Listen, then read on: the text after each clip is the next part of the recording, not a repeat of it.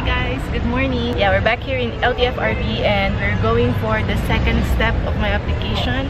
So, ang ginawa ko first is kumuha muna ako ng PAMI certificate, PAMI insurance na nasa Prima building sa second floor. Doon ko kinuha yung aking PAMI insurance. Ayun, Mangalan Street, LTFRB, harap niya, Prima building.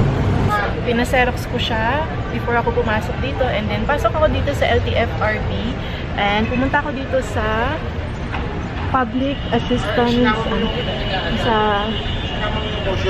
dito sa area na to. Doon ako kumuha sa public assistance desk. Kunin mo na yung transmittal code and then pag nakuha ko yung transmittal code, then pupunta na ako sa legal department which is pupuntahan natin right now. Ito yung pila.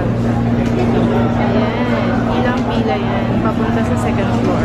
So, pipila ako dito.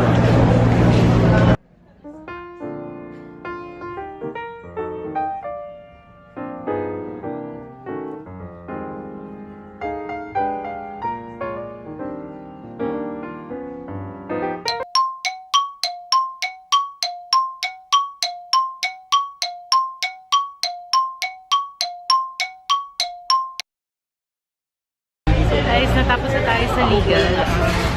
Nakuha na natin yung sticker, notice of hearing, tsaka PA.